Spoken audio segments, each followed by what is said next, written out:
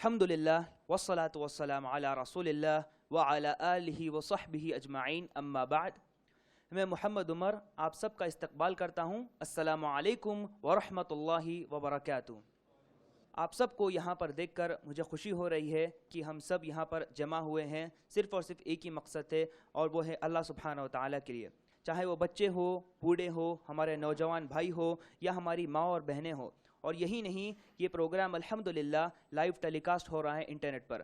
تو ہم سب اللہ سے دعا کرتے ہیں کہ اللہ ہماری اس محفل کو بابرکت بنائے اور ہمارے یہاں پر جمع ہونے کو قبول فرمائے، آمین.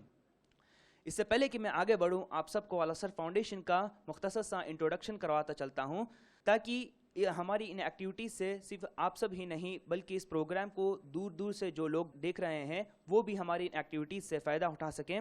الحمدللہ الاسر فاؤنڈیشن ایک نان پروفٹ آرگنائزیشن ہے اور ایک اسلامک دعوت سینٹر ہے جس کے ذریعے کئی سارے ایکٹیویٹیز کی جاتی ہیں، جس کے ذریعے اسلام پھیلایا جاتا ہے، مسلمانوں کی اصلاح کی جاتی ہے. الاسر فاؤنڈیشن انسانیت کی بہتری اور لوگوں کی زندگی کے نظریے میں بدلاؤ لانے کی کوشش کرتا ہے. جیسے کہ الاسر فاؤنڈیشن کا ٹیگ لائن ہے ٹائم فار چینج. الاسر فاؤنڈیشن کی کئی سارے ایکٹیویٹیز ہیں جن میں سے چند میں آپ کے سامنے رکھوں گا. اسلامک ریفلیکشنز جو ہفتہ واری درس ہے جو ہر سیٹرڈے صلاۃ المغرب کے بعد الاسر فاؤنڈیشن میں ہوتا ہے. اس پروگرام میں ہم ہر ہفتے الگ الگ سپیکرز کو، الگ الگ علماء اور دعات کو بلاتے ہیں اور ڈفرینٹ ٹاپکس کے ذریعے مسلمانوں کی اصلاح کی جاتی ہے. تو میں آپ سب سے ریکویسٹ کرتا ہوں کہ آپ سب لوگ ہمارے اس پروگرام میں ہر ہفتے زیادہ سے زیادہ تعداد میں شرکت کریں. شیڈس آف اسلام یہ ایک انگلش پروگرام ہے جو ہر سنڈے صلاۃ العصر کے بعد الاسر فاؤنڈیشن میں ہوتا ہے. اس پروگرام میں صرف لیکچرز ہی نہیں بلکہ کئی سارے ایکٹیویٹیز ہوتے ہیں، جیسے لائیو سٹریمنگ جس میں آپ کو حیدرآباد کے باہر کے جو اسکالرس اور اوریٹرز ہیں ان کا الاسر فاؤنڈیشن میں آپ کو لائیو لیکچر سنایا جاتا ہے. اسکریننگ جس میں آپ کو ڈیبیٹس، ڈاکیومنٹریز وغیرہ دکھائے جاتے ہیں. اسلامک پریزنٹیشنز اور open lectures. Tender kids Al Asr foundation میں صرف بڑوں کے لیے ہی نہیں بلکہ بچوں کے لیے بھی ایک خاص پروگرام منعقد کیا جاتا ہے جس کا نام ٹینڈر کڈس ہے. اس پروگرام میں ماڈرن ٹیکنالوجی کے ذریعے بچوں کو اسلامک ایڈوکیشن دی جاتی ہے. پلرز آف ایمان، توحید، basics of Islam, stories of prophet, توحید، عبادت وغیرہ. اور الحمدللہ یہ ساری چیزیں انہیں ماڈرن ٹیکنالوجی کے ذریعے پاور پوائنٹ پریزنٹیشن کے ذریعے پڑھائی جاتی ہیں جس سے وہ کافی متاثر ہوتے ہیں. عربک لرننگ پروگرام یہ ایک یونیک پروگرام ہے جس کا مقصد ہے لوگوں کو صحیح طریقے سے قرآن سکھانا. اس پروگرام کے ذریعے جو چاہے قرآن سیکھ سکتے ہیں اور سکھا بھی سکتے ہیں، چاہے وہ بڑے ہو، بوڑھے ہو، عورتیں ہوں، بچے ہوں وغیرہ. تو آپ میں سے جو کوئی بھی اس پروگرام میں انٹرسٹڈ ہیں وہ الاسر فاؤنڈیشن کے ریسیپشن پر کانٹیکٹ کریں. نکاح فارمز یہ فارمز ان بھائیوں کے لیے ہے جو نکاح کرنا چاہتے ہیں. ہم سب جانتے ہیں کہ آج کے ہمارے اس معاشرے میں نکاح کرنا آسان نہیں ہے. الاسر فاؤنڈیشن نے ایک ایسا راستہ تلاش کیا ہے جس کے ذریعے ہمارے آج کے اس معاشرے میں نکاح کرنا آسان ہے. تو آپ میں سے جو کوئی بھی بھائی نکاح کرنے میں انٹرسٹڈ ہیں وہ الاسر فاؤنڈیشن کے ریسیپشن سے یہ فارم پرچیز کریں اور اس فارم کی جو بھی ریکوائرڈ ڈیٹیلس ہے وہ فل کر یہاں پر جمع کروا دیں. اور ہماری بہنوں کی جانب سے جو انٹرسٹڈ ہیں وہ آ کر یہاں پر ان فارمز کو دیکھ سکتے ہیں. سوشل میڈیا الحمدللہ الاسر فاؤنڈیشن میڈیا پر بھی ہے، جیسے فیس بک اور واٹس ایپ، جس پر الاسر فاؤنڈیشن کے جو بھی پروگرامز کے اپڈیٹس ہیں وہ ہم کرتے رہتے ہیں. آپ میں سے جو کوئی بھی الاسر فاؤنڈیشن کے واٹس ایپ گروپ پر ایڈ ہونا چاہتے ہیں وہ ہمیں اس نمبر پر واٹس ایپ کریں. انشاءاللہ ہم انہیں الاسر فاؤنڈیشن کے واٹس ایپ گروپ پر ایڈ کریں گے. الاسر فاؤنڈیشن کا واٹس ایپ نمبر ہے 8885805774. میں پھر ایک بار ریپیٹ کرتا ہوں 8885805774. اس کے علاوہ الاسر فاؤنڈیشن کا یوٹیوب چینل بھی ہے جس پر اسلامک لیکچرز، پروموز، ٹیزرز وغیرہ ہم اپلوڈ کرتے ہیں. آپ سب لوگ ہمارے اس چینل سے فائدہ اٹھائیں. اس کے علاوہ اگر آپ کے پاس کوئی کوئریز ہو یا کوئی سجیشنز ہو یا اگر کوئی آپ کے پاس سوال ہو تو آپ ڈائریکٹلی الاسر فاؤنڈیشن کو کانٹیکٹ کر سکتے ہیں. الاسر فاؤنڈیشن کا کانٹیکٹ نمبر ہے 0406555125. میں پھر ایک بار ریپیٹ کرتا ہوں 0406555125. اور اسی طرح سے الاسر فاؤنڈیشن کی اور بھی کئی سارے ایکٹیویٹیز ہے جیسے قرآن کا غیر مسلمین میں تقسیم کرنا، دعوی گفٹ پیکس، سسٹرز ارینا وغیرہ. یہ تھا الاسر فاؤنڈیشن کا مختصر سا تعارف. آج کے پروگرام کی طرف ہم آگے بڑھتے ہیں. آج ہمارے مقرر ہیں شیخ یاسر الجابری المدنی حفظہ اللہ.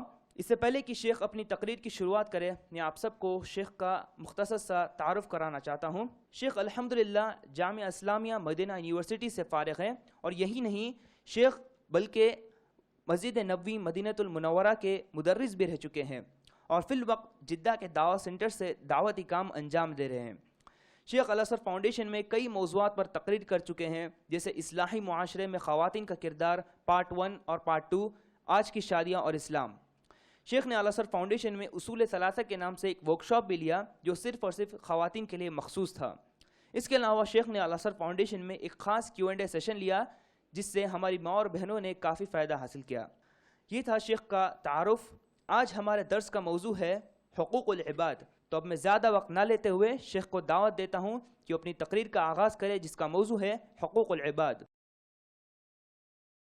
الحمد للہ رب العالمین والصلاة والسلام علی رسولہ الامین، اما بعد۔ اعوذ باللہ من الشیطان الرجیم، بسم اللہ الرحمن الرحیم۔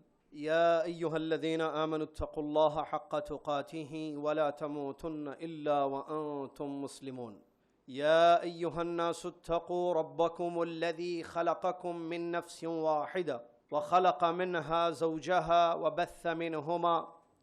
وبث منهما رجالا كثيرا ونساء واتقوا الله الذي تساءلون به والأرحام إن الله كان عليكم رقيبا يا أيها الذين آمنوا اتقوا الله وقولوا قولا سديدا يصلح لكم أعمالكم ويغفر لكم ذنوبكم ومن يطع الله ورسوله فقد فاز فوزا عظيما قال الله تبارك وتعالى إنما المؤمنون إخوة وقال عز وجل والذين أوتوا العلم درجات وقال تعالى وآتي ذا القربى حقه وقال سبحانه والذين يؤذون المؤمنين والمؤمنات بغير ما اكتسبوا فقد احتملوا بهتانا وإثما مبينا۔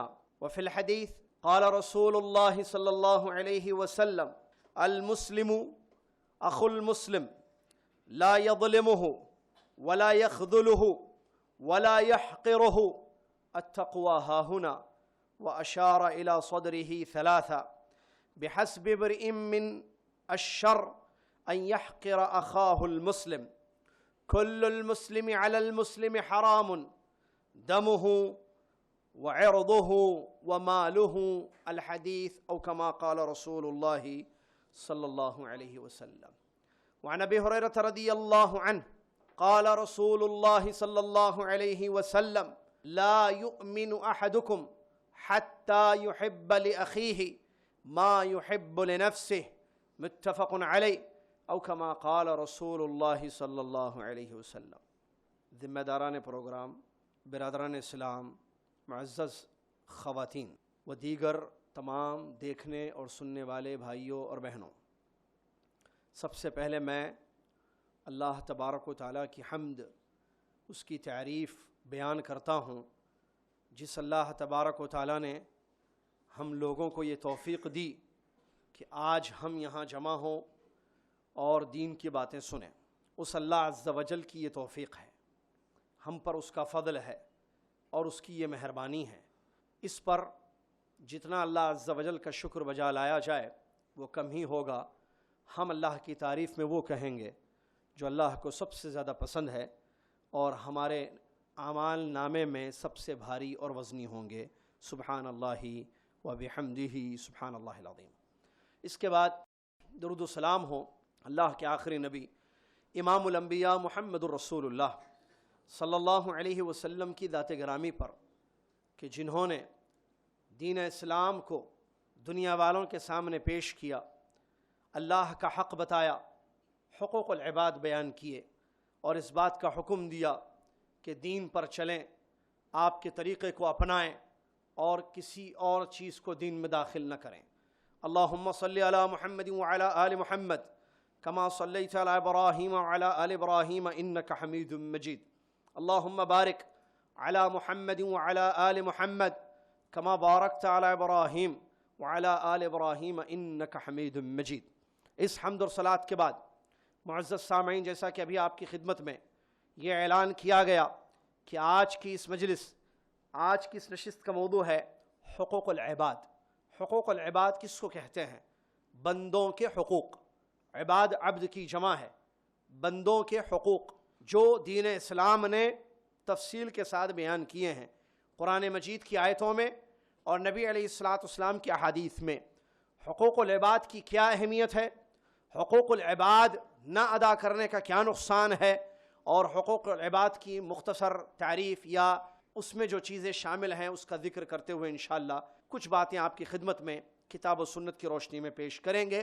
اس لیے اس موضوع کو چنا گیا، معاشرے کی اصلاح کے سلسلے میں یہ اہم ترین موضوع ہے، کیونکہ انسان جو دنیا میں آیا ہے اللہ عز و جل نے اس کو پیدا کیا ہے، تو دنیا میں وہ زندگی گزارتا ہے تو اس کے سامنے دو حق ہوتے ہیں، ایک پیدا کرنے والے کا حق جو کہ توحید ہے، دوسرے حقوق العباد جو آج کی ہماری اس نشست کا یا اس مجلس کا موضوع ہے۔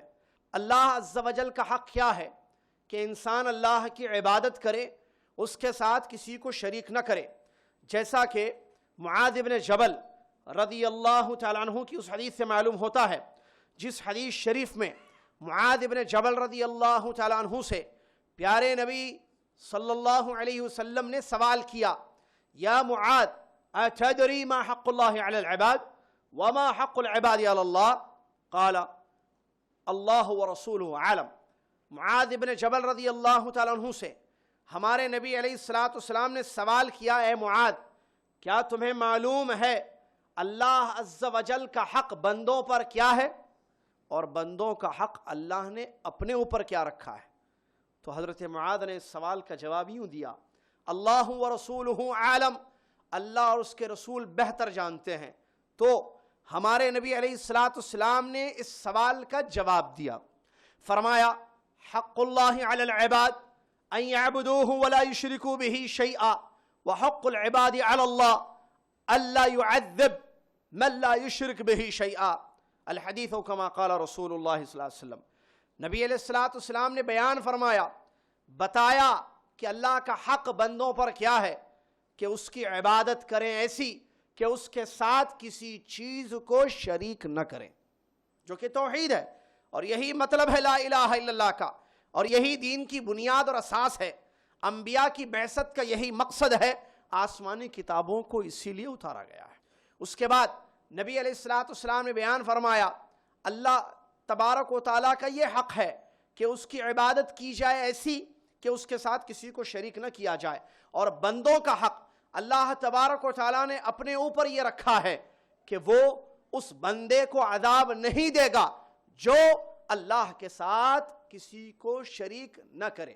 مطلب اللہ کا حق جو ادا کرے گا، توحید کی زندگی گزارے گا، شرک سے بچتے ہوئے خالص اللہ کی عبادت کرے گا، تو اللہ تبارک و تعالیٰ اس کو تکلیف نہیں دے گا، اس کو عذاب نہیں دے گا۔ یہ پوری حدیث ہے جس حدیث میں اللہ کا حق ذکر کیا گیا ہے، اور وہ ہے اللہ کی خالص عبادت کرنا۔ اس کے علاوہ دوسری قسم کا جو حق ہے جو زندگی میں ہمیں سامنے نظر آتا ہے، جس کا پاس و لحاظ کرنا، جس کا پتہ کرنا اور اس کو ادا کرنا لازمی اور ضروری ہے، تاکہ اللہ کی پکڑ سے، اللہ کے عذاب سے ہم بچ سکیں اور معاشرہ صالح اور پرامن اور شانتی والا ہو سکے، ہر انسان ایک سکون کی زندگی گزار سکے، وہ ہے حقوق العباد۔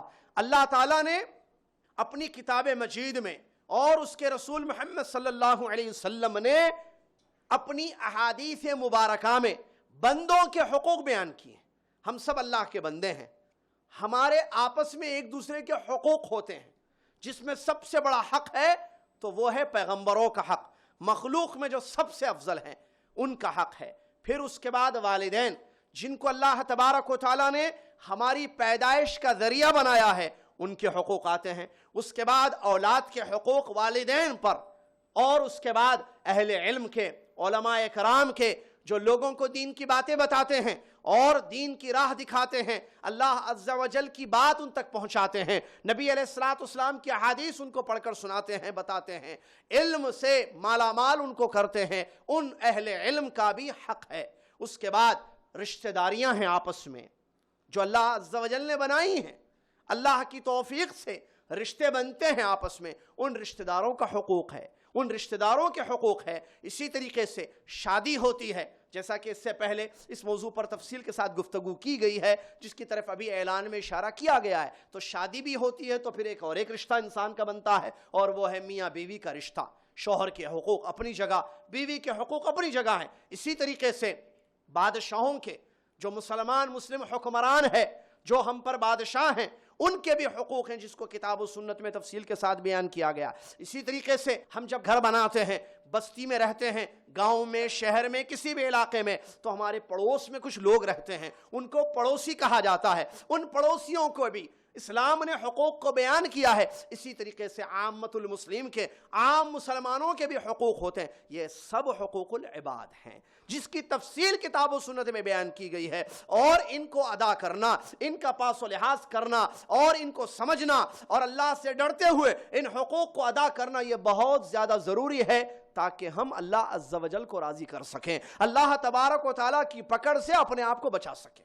معزز سامعین، ایک قاعدہ ذہن میں رکھیے، اللہ تبارک و تعالیٰ کا حق جو تھوڑی دیر پہلے ہم نے بیان کیا آپ کے سامنے، جو کہ توحید ہے، اللہ کی عبادت خالص کرنا ہے۔ اگر اس میں کوئی کمی واقع ہوتی ہے، عبادتوں میں، بندگیوں میں کوئی نقص یا عیب پایا جائے، کوئی کمی ہو، تو یہ بندے اور اس کے رب کے درمیان کا معاملہ ہے۔ اللہ تبارک و تعالیٰ چاہے اس کمی کو معاف کر دے، اللہ تبارک و تعالیٰ چاہے اس کی سزا اس کو دے، اس کے بعد اس کو معاف کر دے۔ یہ اللہ کا معاملہ ہے، کیونکہ یہ اللہ کا حق ہے جو عبادتیں ہیں۔ لیکن حقوق العباد کا جہاں تک معاملہ ہے، جس کی طرف میں نے اشارہ کیا، اور انشاءاللہ مختصر آپ کے سامنے آگے میں بیان کرنے جا رہا ہوں، جس کی تفصیل ہے اپنی جگہ۔ ان حقوق کے بارے میں کیا ہے؟ یہ بندوں کے آپس کے معاملے ہیں، میرا آپ کا معاملہ ہے، یہ میاں بیوی کے مسئلے ہیں، والدین اور ان کے بچوں کا معاملہ ہے، رشتہ داروں کے آپس کے حقوق ہیں، علماء اور عوام کے درمیان کے حقوق ہیں، بادشاہ، مسلمان اور رعایا کے درمیان کے حقوق ہیں۔ اسی طریقے سے آپس میں ایک دوسرے کے، پڑوسیوں کے یا عامت المسلمین کے ایک دوسرے کے حقوق ہیں، لین دین، معاملات، کاروبار، تجارتیں، ملنا، ملاقاتیں وغیرہ، آپس کے یہ حقوق ہیں۔ اگر ان حقوق میں کوئی کمی واقع ہوگی اور حق تلفی ہوگی، تو یہ بات یاد رکھیں اچھی طریقے سے، اس کا معاملہ ہمارے آپس کے درمیان ہے۔ اللہ تبارک و تعالیٰ سے ہم معافی مانگیں گے، اللہ معاف نہیں کرے گا، کیونکہ یہ حق بندے کا حق ہے جو اللہ تبارک و تعالیٰ نے رکھا ہے۔ لہٰذا اگر وہ بندہ آپ کو معاف کرتا ہے یا اس کا حق آپ جو ہے ادا کر دیتے ہیں، تو اسی صورت میں آپ کی پھر نجات ہے۔ لیکن اگر ہم نے آپس کے حقوق کو ادا نہیں کیا، تو اللہ تبارک و تعالیٰ کے یہاں اس کی سزا ہے، اللہ تبارک و تعالیٰ کے یہاں اس کی پکڑ ہے۔ اس سلسلے میں کچھ حدیثیں آپ کی خدمت میں پیش کروں، اور اس سے پہلے جو قرآن کی آیت میں نے شروع میں پڑھی ہے، اللہ تبارک و تعالیٰ نے کیا بیان فرمایا ہے؟ انما المؤمنون اخوہ، بے شک مومن آپس میں بھائی ہیں۔ یہ بات پہلے ذہن میں رکھنی چاہیے کہ مومنوں کو اللہ تبارک و تعالیٰ نے اخوہ کہا ہے، یعنی ہر وہ شخص توجہ فرمائیں، ہر وہ شخص جو اللہ تبارک و تعالیٰ پر ایمان لائے اور ان چیزوں پر ایمان لائے جن چیزوں پر ایمان لانے کا حکم اللہ تبارک و تعالیٰ نے دیا ہے، وہ آپ کا بھائی ہے۔ یہ دینی رشتہ ہے، اسلامی دینی رشتہ جو قرآن اور حدیث سے ثابت ہے، جیسا کہ اللہ تبارک و تعالیٰ نے بیان فرمایا انما المؤمنون اخوہ، مومن آپس میں کیا ہیں؟ بھائی ہیں۔ اور نبی علیہ الصلوۃ والسلام نے حدیث میں کیا فرمایا؟ المسلم اخو المسلم، ایک مسلمان دوسرے مسلمان کا بھائی ہے۔ تو اس آیت اور اس حدیث سے ایک بنیادی چیز ہمیں معلوم ہوتی ہے، اور وہ یہ ہے کہ اللہ تبارک و تعالیٰ نے ایک پائیدار، ایک مضبوط رشتہ آپس میں رکھا ہے جو بہت مضبوط ہے، اور وہ ہے دینی رشتہ کہ مسلمان کا بھائی۔ یہ بات ذہن میں رکھیں کہ بھائی ہیں ہم آپس میں، بھائی اور بہنیں، اس میں تفصیل ہے، رشتے الگ ہیں، اس بندوں کے رشتے آپس میں جو ہیں وہ الگ ہیں، لیکن ایک بنیادی رشتہ جو دین سے جڑا ہوا ہے ہمارا اور ایمان سے جڑا ہوا ہے، وہ ہے اسلامی رشتہ، دینی رشتہ۔ لہٰذا جو اپنے لیے ہم پسند کریں، اپنے بھائی کے لیے وہ پسند کریں، جیسا کہ ابو ہریرہ رضی اللہ عنہ کی حدیث، نبی علیہ الصلوۃ والسلام نے ارشاد فرمایا لا یؤمن احدکم حتی یحب لأخیہ ما یحب لنفسہ، تم میں سے کسی کا ایمان اس وقت تک مکمل نہیں ہوگا، حدیث کے الفاظ، تم میں سے کسی کا ایمان اس وقت تک مکمل نہیں ہوگا جب تک کہ وہ اپنے بھائی کے لیے وہ پسند کرے جو خود اپنے لیے پسند کرتا ہے۔ یہ ہے دینی رشتہ، میں اپنے لیے کیا پسند کروں، وہ آپ کے لیے پسند کروں، آپ اپنے لیے کیا پسند کریں وہ میرے لیے پسند کریں. یہ ایک بنیادی قاعدہ معاملات کے سلسلے میں، لین دین کے سلسلے میں، آپسی تعلقات کو قائم رکھنے کے سلسلے میں پیارے نبی علیہ الصلوۃ والسلام نے اپنی حدیث شریف میں بیان فرمایا. اس کے علاوہ حدیثوں پر غور کرنے سے معلوم ہوتا ہے کہ ان حقوق کی، جن کو حقوق العباد کہا جاتا ہے، اس کی کس قدر اہمیت ہے اس کا اندازہ آپ لگائیے. نبی علیہ الصلوۃ والسلام ارشاد فرماتے ہیں الدواوین ثلاثہ دیوان لا یغفرہ اللہ الاشراک باللہ. یقول اللہ عز وجل ان اللہ لا یغفر ان یشرک بہ ودیوان لا يترحم عليه ظلم العباد فيما بينهم حتى يقتص بعضهم من بعض وديوان لا يعبأ الله به ظلم العباد فيما بينهم وبين الله فذلك إلى الله إن شاء عذبه وإن شاء تجاوز عنه. صحیح حدیث ہے یہ. نبی علیہ السلام ارشاد فرماتے ہیں اعمال نامے کے دفاتر 3 ہیں. الدواوین ثلاثہ، اعمال نامے، انسان جو دنیا میں عمل کرتا ہے اس کے جو دفتر ہوں گے وہ 3 قسم کے ہوں گے. ان میں پہلا وہ دفتر نامہ اعمال کا ہوگا جس کی بخشش ہرگز نہیں ہے، اللہ تعالیٰ کبھی اس کو معاف نہیں کرے گا. اس دیوان میں جو عمل ہوگا، اور وہ کیا ہے؟ اللہ کے ساتھ شرک کرنا ہے. اللہ تبارک و تعالیٰ نے فرمایا ان اللہ لا یغفر ان یشرک بہ، بے شک اللہ تعالیٰ نہیں معاف کرتا ہے کہ اس کے ساتھ کسی کو شریک کیا جائے. یہ عمل اگر دفتر میں ہے، نامہ اعمال میں اگر یہ شرک ہے تو پھر اس کی بخشش نہیں ہوتی ہے. نمبر 2، دوسرے قسم کا دیوان یا دوسرے قسم کا دفتر اعمال وہ ہے لا یترحم علی، اس پر اللہ تبارک و تعالیٰ کی رحمت نہیں ہوتی ہے، اور وہ ہے آپس میں بندوں کا ایک دوسرے پر ظلم کرنا.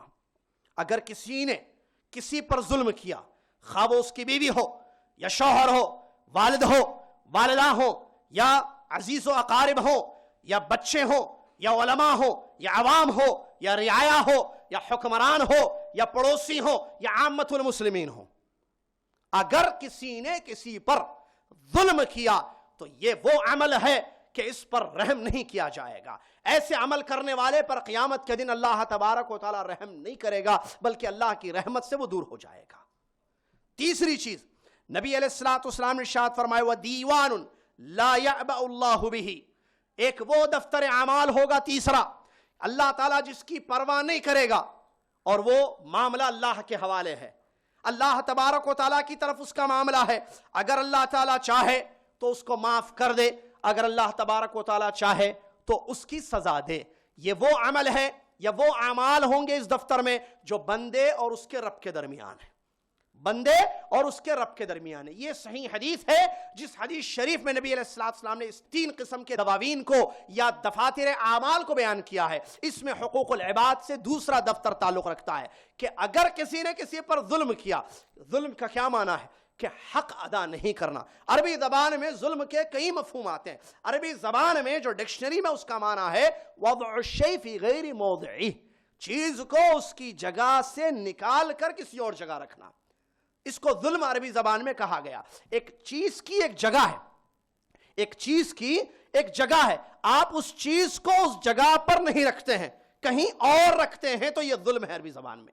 اور یہ حق اللہ میں بھی ہوتا ہے، حقوق العباد میں بھی یہ چیز ہوتی ہے، کیونکہ اللہ تبارک و تعالیٰ نے فرمایا اذ قال لقمان لابنہ وهو یعظ یا بنی لا تشرک باللہ. قرآن کی آیت. لقمان علیہ السلام نے اپنے بیٹے کو نصیحت کی، کہا یا بنی، اے میرے بیٹے، لا تشرک باللہ، اللہ کے ساتھ شرک نہ کرنا، ان الشرک لظلم عظیم، اس لیے کہ شرک بہت بڑا ظلم ہے. یہاں شرک کو ظلم کیوں کہا گیا؟ اس لیے کہ عبادت جو بہت بڑی چیز ہے اس کی جگہ ہے اللہ تبارک و تعالی. مطلب کیا ہے؟ کہ عبادت کا حق اللہ کے لیے ہے. اگر کوئی اللہ کو چھوڑ کر کسی غیر کی عبادت کرے یا اللہ کی عبادت میں کسی اور کو شریک کرے تو وہ ظلم ہے. یہ دنیا کا سب سے بڑا ظلم ہے. اسی طریقے سے حقوق العباد میں ظلم کیسے ہوگا، جس کے بارے میں اس حدیث شریف میں بیان فرمایا اللہ تبارک و تعالی رحم نہیں کرے گا اس پر. اور وہ کیا ہے کہ آپ اپنے بھائی کا یا بہن کا یا جو بھی رشتہ آپ کا اللہ تبارک و تعالیٰ نے رکھا ہے اس آدمی کے حق کو آپ ادا نہ کریں. مثال کے طور پر بچہ ماں باپ کا حق ادا نہیں کرتا ہے تو یہ ظلم ہے ماں باپ پر. ماں باپ اپنی اولاد کا حق ادا نہیں کرتے ہیں تو یہ بچوں پر ظلم ہے. شوہر بیوی کا حق ادا نہ کرے تو یہ بیوی پر ظلم ہے. بیوی شوہر کا حق ادا نہ کرے تو شوہر پر ظلم ہے. رشتہ دار آپس میں رشتہ داروں کا حق نہ ادا کریں تو یہ ظلم ہے. بادشاہ حاکم اگر رعایا عوام کا حق نہ ادا کرے تو یہ اس کا ان پر ظلم ہے. عوام بادشاہ کے خلاف بغاوت کرتی ہے یہ سمجھ کر کہ آج خلافت کا دور نہیں ہے. آج کوئی اسلامی بادشاہت کا تصور کتاب و سنت میں نہیں پایا جاتا ہے جس کی طرف میں آگے اشارہ کرنے جا رہا ہوں بات آ رہی ہے. تو یہ بادشاہ پر ظلم ہے. اسی طریقے سے پڑوسیوں کا حق نہیں ادا کرنا یہ پڑوسیوں پر ظلم ہے. عامت المسلمین کا حق نہیں ادا کرنا یہ عامت المسلمین پر ظلم ہے. علماء کا حق عوام نہ ادا کرے یہ علماء پر ظلم ہے. تو اس طریقے سے ظلم کی تفصیل ہے, یہ حقوق العباد کے درمیان ہوتی ہے. تو جو شخص ظلم کرے گا اگر شرک ہے تو ایسی صورت میں اس کی مغفرت بالکل نہیں ہوگی. اگر آپسی معاملے ہیں تو کل قیامت کے دن اللہ تبارک و تعالیٰ ایسے بندے پر رحم نہیں کرے گا. بلکہ ایک حدیث میں آپ کے لیے لے کر آیا ہوں جس حدیث شریف میں نبی علیہ السلام نے سخت وعید بیان کی ہے اس انسان کی جو حقوق العباد میں کمی بیشی کرتا ہے, یعنی بندوں کے حق ادا نہیں کرتا ہے بلکہ الٹا ان پر ظلم کرتا ہے. تو قیامت کے دن اس کے بارے میں کیسی خطرناک وعید بیان کی گئی ہے, توجہ سے سماعت فرمائیے. اللہ کے نبی محمد صلی اللہ علیہ وسلم اپنے صحابہ کے ساتھ بیٹھے ہوئے تھے. توجہ میری طرف رکھیں. نبی علیہ السلام صحابہ کے ساتھ بیٹھے ہوئے تھے. آپ علیہ السلام نے ایک سوال کیا صحابہ سے, اتدرون من المفلس, کیا تم جانتے ہو ساتھیوں کہ مفلس کون ہے؟ صحابہ نے فرمایا, اے اللہ کے نبی محمد صلی اللہ علیہ وسلم, المفلس فینا من لا درہم لہ ولا متاع. ہم تو مفلس اس کو سمجھتے ہیں جس کے پاس نہ پیسہ ہے نہ سامان ہے, نہ دولت ہے نہ گھر ہے, وہ مفلس ہے ہمارے پاس. اور جس کے پاس یہ چیز ہے وہ مفلس نہیں. پیارے نبی محمد صلی اللہ علیہ وسلم ارشاد فرماتے ہیں, ان المفلس من امتی من یأتی یوم القیامہ. اللہ اکبر. توجہ سے سماعت فرمائیے. کتنی بڑی حدیث ہے, کیسی سخت وعید ہے. اگر حقوق العباد نہ ہو, بندوں کے حقوق ادا نہ کیے جائیں اور ظلم والا معاملہ ہو اور کسی قسم کی کمی ہو تو کل قیامت کے دن کیسی بھیانک سزا اس کو ملے گی. مفلسی کیسے ہوگی, کنگالی کیسے ہوگی, ذرا غور سے سنیے اس حدیث میں. نبی علیہ السلام فرماتے ہیں, ان المفلس من امتی یوم القیامہ, میری امت کا مفلس وہ شخص ہوگا قیامت کے دن. من یأتی یوم القیامہ, قیامت کے دن آئے گا, بصلاۃ وصیام وزکات, اپنی نمازیں لے کر, اپنے روزے لے کر, اپنی زکوٰۃ لے کر. کیا مطلب لے کر آئے گا؟ مطلب وہ دنیا میں نماز پڑھتا تھا, اے اللہ دیکھ میں نے نماز پڑھی. نماز کس کا حق ہے؟ اللہ کا حق ہے. حق اللہ میں ہے نماز. روزہ, رمضان آ رہا ہے, اللہ سے دعا ہے اللہ تعالیٰ رمضان کو پانے کی اور اس میں ویسے روزے رکھنے کی جیسے اللہ چاہتا ہے. ہم سب کو توفیق عطا فرمائے. ہر سال رمضان آ رہا ہے, جا رہا ہے نا, زندگی وہیں کی وہیں ہے. ایک اشارہ کرتا چلو رمضان کے بارے میں. رمضان آ کر جا رہا ہے لیکن نہ دل بدل رہے ہیں, نہ ایمان میں جو ہے قوت پیدا ہو رہی ہے, نہ اعمال میں درستگی آ رہی ہے, نہ معاشرہ پاک ہو رہا ہے, نہ تقوی بڑھ رہا ہے, نہ ایمان زیادہ ہو رہا ہے. جیسے شعبان میں تھے ویسے شوال میں ہے. شعبان میں فجر چھوڑے, شوال میں فجر چھوڑے. شعبان میں جو ہے بے پردہ گھومے, شوال میں بھی. رمضان آ کے بیچ میں چلا گیا. شعبان اور شوال, بیچ میں رمضان. رمضان آیا گیا. شعبان میں سود کھائے, شوال میں بھی سود کھائے. شعبان میں گالیوں سے توبہ نہیں کیے, شوال میں بھی. شعبان میں بھی سگریٹ بیڑی تھی, شوال میں بھی سگریٹ بیڑی تھی. شعبان میں فلم, گانے بجانے, ناچ, سیریلز, شوال میں بھی تھے. نو چینجز.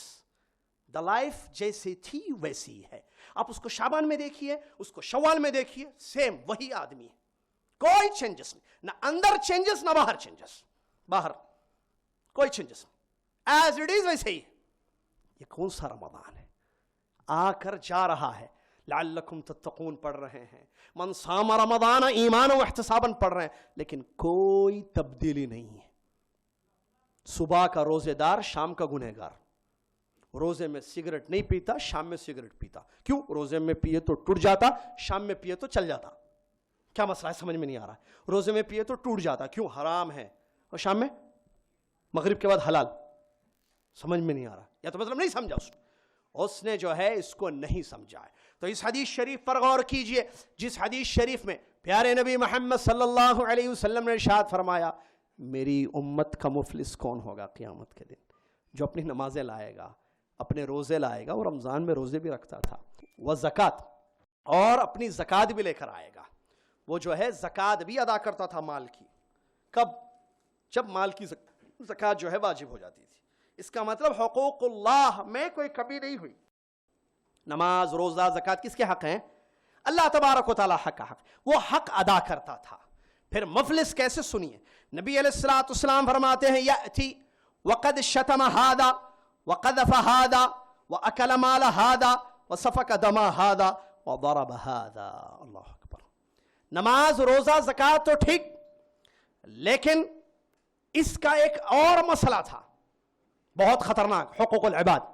اس نے کیا کیا؟ کسی کو گالی دی تھی، کسی پر الزام لگایا تھا، کسی کا مال کھایا تھا، کسی کا خون بہایا تھا، اور کسی کو مارا تھا۔ یہ اس کا معاملہ ہے۔ نمازی، روزہ، نماز، زکوٰۃ ٹھیک اپنی جگہ، حق اللہ ٹھیک، لیکن معاملہ اس طرف کیا تھا اس کا کہ کسی کو گالی دی، کسی کو مارا، کسی کا مال چھینا، کسی لڑکی پر یا آدمی پر، عالم پر، عام آدمی پر، کسی مسلمان بھائی یا بہن پر الزام اس نے لگایا۔ یہ اس کا معاملہ، اور مارا، کھایا، یہ سب معاملے یہ کیا ہے؟ حقوق العباد میں اس نے جو ہے کمی کی، اس نے جو ہے مسلمان کی مسلمان عزت نہیں کی۔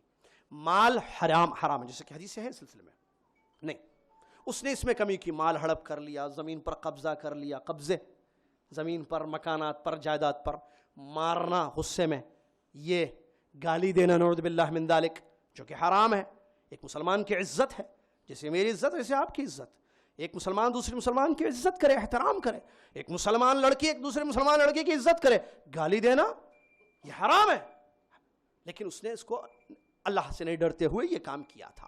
تو اب مفلس ہی دیکھیے، پیارے نبی محمد صلی اللہ علیہ وسلم فرماتے ہیں فَيُعْطَى هَذَا مِنْ حَسَنَاتِهِ وَهَذَا مِنْ حَسَنَاتِهِ فَإِنْ فَنِيَتْ حَسَنَاتُهُ قَبْلَ أَنْ يُقْضَى مَا عَلَيْهِ أُخِذَ مِنْ خَطَايَاهُمْ فَطُرِحَتْ عَلَيْهِ ثم طرح فی النار العیاذ باللہ، او کما قال رسول اللہ صلی اللہ علیہ وسلم۔ نبی علیہ الصلوۃ والسلام کیا فرماتے ہیں؟ کیا ہوگا پھر اس کے ساتھ معاملہ؟ کیسی مفلسی، کیسی کنگالی اس کی قیامت کے دن ہوگی؟ اتنے نماز، روزے، زکوٰۃ اپنی جگہ، لیکن چونکہ اس نے حقوق العباد ادا نہیں کیے، بندوں پر ظلم ہوا، اللہ سے نہیں ڈرا، مارا، گالی دی، الزام لگایا، اور مال ہڑپ کیا، اور دیگر قسم کے جو ہے ظلم اس نے کیے، تو اللہ تبارک و تعالیٰ کیا کرے گا؟ اس کی نیکیاں اس کو دے گا، اس کی نیکیاں اس کو دے گا۔ یہ ظالم تھا تو اس کی نیکیاں لے گا اللہ تعالیٰ، یہ نماز اس کا لے کر اس کو دے دے گا۔ کس کو؟ جس کو اس نے گالی دی تھی۔ اسی طریقے سے اس کے روزے اس کو دیے جائیں گے، پھر اس کی زکوٰۃ اس کو دی جائے گی۔ اس کے جو حسنات ہیں، اس نے، اس ظالم نے نیکیاں بھی کی تھی نا دنیا میں، جیسے ابھی حدیث میں کیا فرمایا، نماز، روزہ، زکوٰۃ لے کر آئے گا، تو اس کے حسنات، اس کی نیکیاں، اس کی اچھائیاں لے کر ان مظلومین کو جن پر اس نے ظلم کیا تھا بندوں پر، ان کو دیا جائے گا۔ ان میں چاہے بیوی ہو، والد ہو، بیٹا ہو، پڑوسی ہو، رشتہ دار ہو، کوئی بھی ہو، عالم ہو، بادشاہ ہو، عام آدمی ہو، ان کو دیے جائیں گے۔ اگر معاملہ ختم ہے تو ٹھیک ہے، لیکن نہیں، اس کا ظلم اور زیادہ تھا، بہت زیادہ مارا لوگوں کو، بہت زیادہ گالیاں دی، زمینیں بہت ہڑپ کی، قبضے بہت تھے، الزام تراشی بہت تھی، تہمتیں بڑی اس نے لگائی تھیں۔ تو اللہ تبارک و تعالیٰ کے یہاں انصاف ہے، عدل ہے۔ اللہ تعالیٰ ان مظلومین کے سیئات کو، ان کے گناہوں کو لے کر اس کی گردن پر ڈالے گا اور اس کو جہنم میں پھینک دے گا۔ غور کیجیے حدیث پر، کیسی وعید ہے اس انسان کے لیے جو حقوق العباد میں اللہ سے نہ ڈرے، ایک دوسرے کا حق نہ ادا کرے۔ جیسا کہ نبی علیہ الصلوۃ والسلام نے کیا فرمایا حدیث میں، المسلم اخو المسلم، مسلمان مسلمان کا بھائی ہے، لا یظلمہ، ظلم نہ کرنا کسی پر۔ اور ظلم زبان، ہاتھ، پیر کسی سے بھی ہوتا ہے، ظلم نہیں کرنا، کسی کو گالی دینا ظلم ہے، مارنا ظلم ہے، پیسہ چھیننا ظلم ہے، الزام لگانا ظلم ہے، تکلیف دینا ظلم ہے۔ تو نبی علیہ الصلوۃ والسلام نے فرمایا مسلمان مسلمان کا بھائی ہے، ظلم نہ کرے، وہ اپنے بھائی پر ظلم نہ کرے، ولا یخذلہ، اور اپنے بھائی کو ذلیل نہ کرے، رسوا نہ کرے، کوئی کسی کی بے عزتی، رسوائی نہ کرے، کیونکہ دونوں کیا ہیں؟ بھائی ہیں آپس میں۔ آگے فرمایا ولا یحقرہ، حقیر نہ سمجھے، میرے پاس سب کچھ ہے، اس کے پاس کیا ہے؟ یہ وہیں کا وہیں ہے، آج میں کہاں ہوں، میرے پاس دولت ہے، یہ فقیر ہے، میرے پاس شہرت ہے اور اس کو دنیا میں کوئی بھی نہیں پہچانتا ہے۔ میرے پاس تعلیم ہے اور یہ جاہل ہے. اپنے کسی مسلمان بھائی کو حقیر کمتر اپنے سے نہ جانے, یہ بھی غلط ہے. آگے فرمایا نبی اسلام نے التقوی ہا ہونا, اللہ کا ڈر یہاں ہوتا ہے دل میں. نبی علیہ السلام نے 3 مرتبہ اپنے سینے مبارک کی طرف اشارہ کیا اور فرمایا تقوی, اللہ کا ڈر, اللہ کا خوف یہاں ہوتا ہے. اس کے بعد آگے فرمایا نبی علیہ السلام نے آدمی کے شر ہونے کے لیے یا آدمی کے گنہگار ہونے کے لیے اتنا کافی ہے کہ وہ اپنے مسلمان بھائی کو حقیر سمجھے. آگے فرمایا نبی علیہ السلام نے ہر مسلمان کا دوسرے مسلمان پر حرام ہے خون بہانا, اس کو بے عزت کرنا یا اس کے مال کو چھیننا. کل المسلم علی المسلم حرام دمہ ومالہ وعرضہ, ذہن میں رکھیے اس کو. نبی علیہ السلام ہر مسلمان کا حرام ہے کہ آپ کسی مسلمان بھائی یا بہن کا خون بہائیں, کہ اس کا سر پھوڑیں, اس کا ہاتھ کاٹیں یا مرڈر کریں نعوذ باللہ من ذالک, اس کو قتل کر دیں نعوذ باللہ من ذالک. حرام, مسلمان کا خون ناحق بہانا حرام ہے. اسی طریقے سے اس کو بے عزت کرنا, محفل میں ہو یا پیچھے ہو اس کی بے عزتی کرنا حرام ہے, حقوق العباد کے خلاف ہے یہ. اسی طریقے سے اس کے مال کو ہڑپ کرنا حرام ہے. اور ایک حدیث اس حدیث کو بیان کرتی ہے. حجۃ الوداع کے موقع پر نبی علیہ السلام نے 4 عمرے کیے ذوالقعدہ کے مہینے میں. ایک حج کیا جو حجۃ الوداع کے نام سے مشہور ہے, کیونکہ اس کے بعد پیارے نبی علیہ السلام کی وفات ہو گئی اور حج پھر آپ نے نہیں کیا. تو اس حج کے موقع پر نبی علیہ السلام نے اس عظیم حدیث شریف کو بیان فرمایا جو حقوق العباد کے سلسلے میں آئی ہے. نبی علیہ السلام نے فرمایا ان دماءکم واموالکم وأعراضکم علیکم حرام کحرمت یومکم ھذا فی بلدکم ھذا فی شہرکم ھذا. عرفات کے موقع پر نبی علیہ السلام نے اس حدیث عظیم ترین حدیث شریف کو بیان فرمایا. کہتے ہیں سن لو, ان بے شک, اس میں کوئی شک نہیں ہے کہ تمہارے آپس میں ایک دوسرے کا خون بہانا, ایک دوسرے کا مال ہڑپ کرنا, ایک دوسرے کی عزتوں سے کھیلنا ایسے ہی تم پر حرام ہے جیسے کہ یہ دن حرمت والا ہے, عرفات کا دن. اسی طریقے سے جیسے یہ شہر مکہ مکرمہ, یہ مقدس مقامات حرمت کی جگہ ہیں, اسی طریقے سے یہ مہینہ ذی الحجہ کا جو حرمت کا مہینہ ہے, اللہ تبارک و تعالیٰ نے آپس کے ایک دوسرے کے خون کو بہانے کو, مال ہڑپ کرنے کو, عزتوں سے کھلواڑ کرنے کو یا بے عزت کرنے کو حرام قرار دیا ہے. لہٰذا ایک دوسرے کی بے عزتی کرنا, ایک دوسرے کا مال ہڑپ کرنا, ایک دوسرے کو ذلیل خوار کرنا یا اس کو تکلیف پہنچانا اللہ تبارک و تعالیٰ نے حرام قرار دیا ہے. یہ حقوق العباد ہیں. ایک دوسرے کی عزت کا خیال, ایک دوسرے کے مال کا, یہ بہت زیادہ ضروری ہے تاکہ انسان اپنے آپ کو اللہ تبارک و تعالیٰ کی پکڑ سے بچائے. برادران اسلام, اب اس سلسلے میں ایک بنیادی قاعدہ بخاری مسلم کی حدیث میں آیا ہے جس کو ابو ہریرہ رضی اللہ تعالیٰ عنہ نے بیان فرمایا ہے. غور سے سنیے اس حدیث کو جو میں نے شروع میں پڑھی ہے. لا یؤمن احدکم, تم میں سے کوئی اس وقت تک مومن نہیں ہوگا, تم میں سے کوئی اس وقت تک مومن مطلب کامل مومن نہیں ہوگا جب تک کہ وہ دوسروں کے لیے وہ پسند کرے جو اپنے لیے پسند کرتا ہے. آپ اپنے لیے کیا پسند کرتے ہیں؟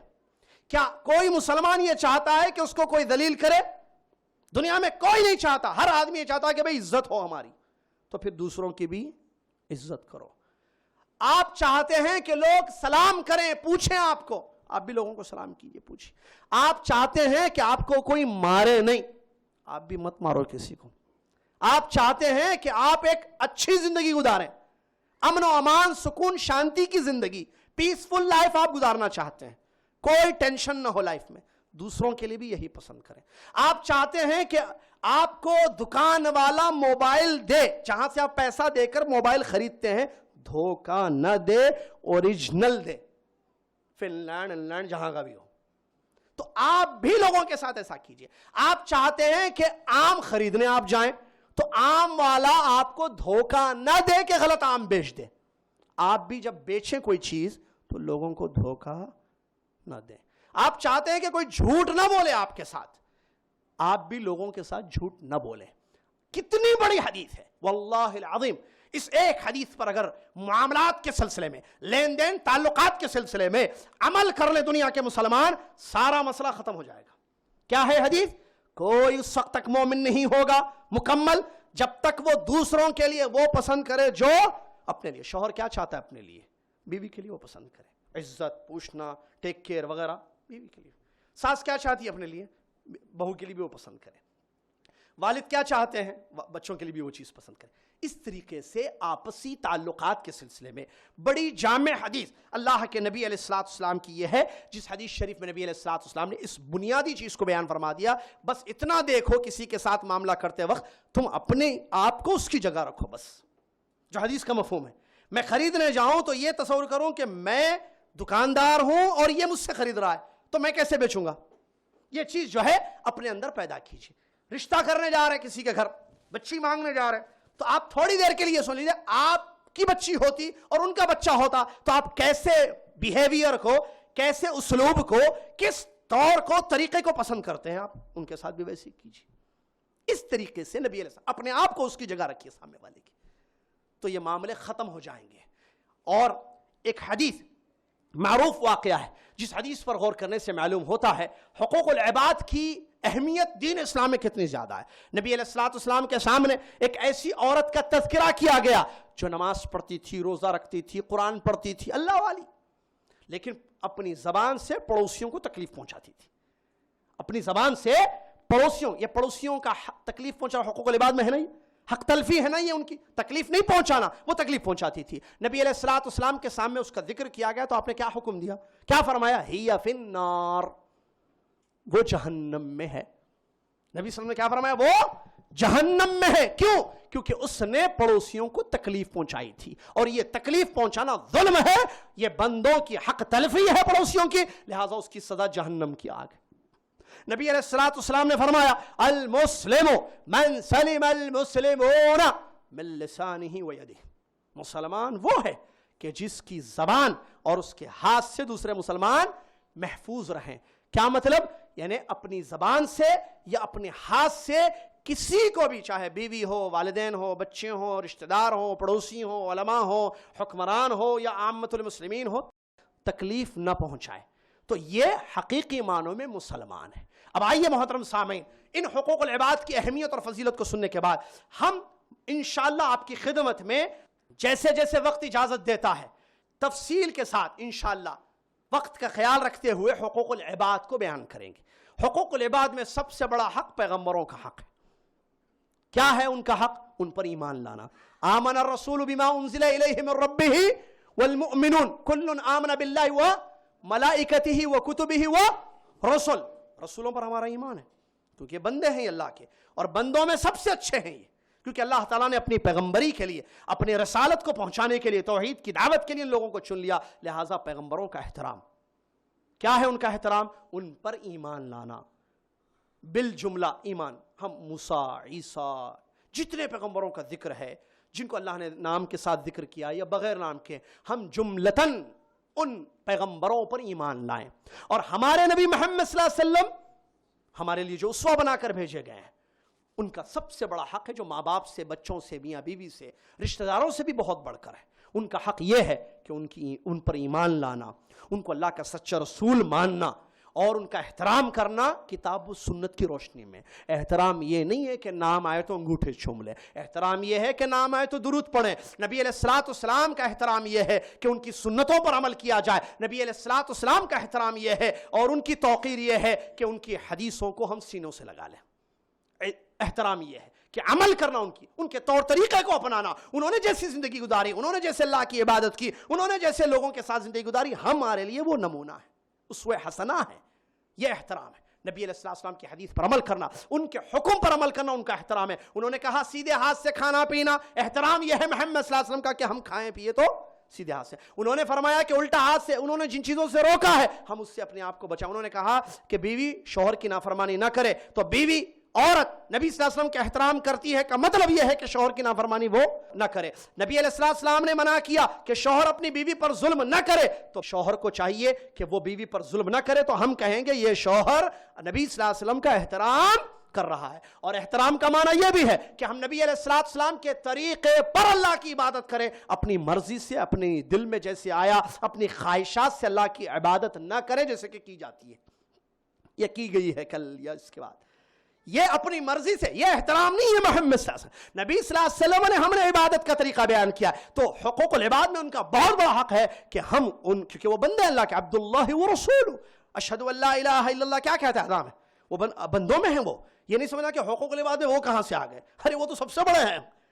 ہم اذان میں کیا کہتا ہے مؤذن؟ اشہد ان لا الہ الا اللہ واشہد ان محمدن رسول. محمد اللہ کے، تو محمد کون ہے؟ یہ اللہ کے رسول تو محمد ہے. وہ بندے محمد ابن عبداللہ، جن کا قبیلہ ہے، خاندان ہے، والدین ہے، ان کی جائے پیدائش ہے، ان کا شہر مدینہ ہے. وہ محمد صلی اللہ علیہ وسلم جو اللہ کے بندے تھے اور ان کے رسول تھے. ہم ان کا ادب کریں، احترام کریں. ان کا احترام میں یہ ہے انہوں نے جس طریقے سے اللہ کی عبادت ہمیں سکھائی ہے اس طریقے سے ہم عبادت کریں. اسی طریقے سے انہوں نے جو خبریں ہمیں دی ہیں، دجال آئے گا، قبر کا عذاب ہوگا، دجال کی صفات بیان کی ہیں، ایسے ویسے، میرے بعد اتنے خلفاء ہوں گے، اس کے بعد اللہ تعالیٰ اپنی ملک کو، اپنی زمین کو جس کو چاہے دے گا. تو ہم ان خبروں کی تصدیق کریں. عیسیٰ ابن مریم نازل ہوں گے، دجال کو قتل کریں گے باب لط پر جو فلسطین کے پاس ہے، اور اس کا فتنہ ختم ہو جائے گا. ان سب باتوں پر ہم تصدیق کریں. انہوں نے کہا دجال کے بڑے خطرناک فتنے ہیں، آسمان کو آرڈر دے گا، آسمان سے بارش ہوگی، زمین کو آرڈر دے گا، زمین سے خزانے نکلیں گے جو اس کو فالو کریں گے. یہ خبر انہوں نے دی ہے. احترام پیارے نبی صلی اللہ علیہ وسلم کا ان کے حق میں یہ بھی ہے کہ ہم ان کی ہر خبر پر یقین لائیں. اس کے علاوہ میں مختصر، چونکہ کہا میں نے کہا وقت ہے اس کے لیے بہت بڑا وقت. اس کے بعد انسان کے لیے جو سب سے بڑا حق ہوتا ہے والدین کا حق، جس کی اپنی جگہ تفصیل ہے.